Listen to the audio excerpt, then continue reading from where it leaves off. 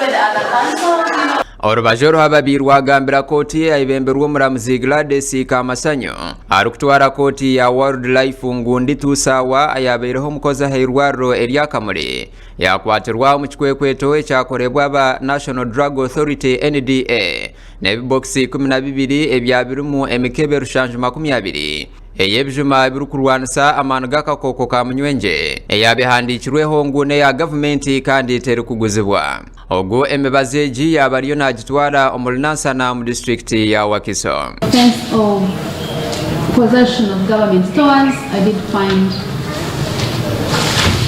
a sentence of an imprisonment term of 18 months, most appropriate.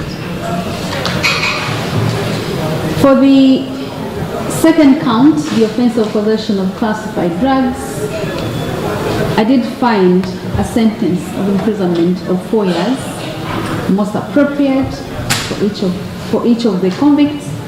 And on the final offense, on count 3 of conspiracy to commit a misdemeanor, I did find a sentence of 3 years to be most appropriate for each of the convicts. Koti yagaruka yahurangu Bashatu aba bakwatwa obubaba bariyo nibagezaho kwiha omubazi ogu omotoka eyekike kya Premio UBN runana anana wayi. Omukushara mu koti omuramuzi yasharamongu aba bakomwe emyaka 4 n'emotoka eya Premio ibabire nibakozesa omubushumo obo barukutwariramu omubazi ogu nayo etwarwe Gavumenti. After deducting the imprisonment terms, the remand periods, after deducting the remand periods that each of the convicts has been in remand, now this is the sentence for each man. On count 1, the first convict and the third convict, since they have been on remand for the same periods.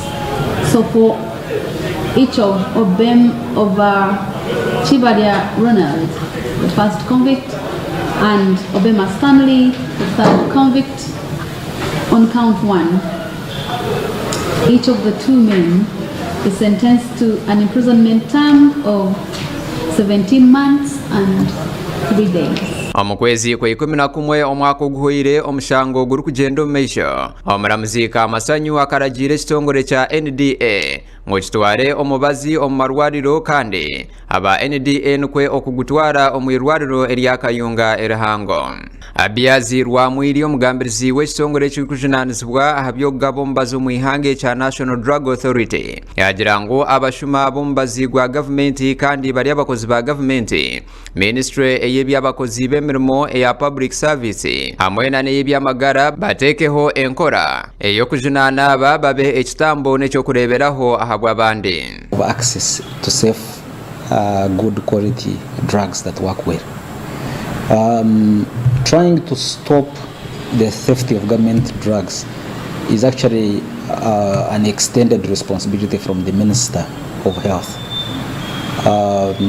as one of the way to fulfill or to stop people who disrupt access.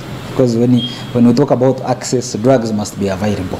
Government is actually making these drugs available in hospitals, and people who are supposed to store, to give out these drugs, they are the ones who steal them. Since the 16th of December 20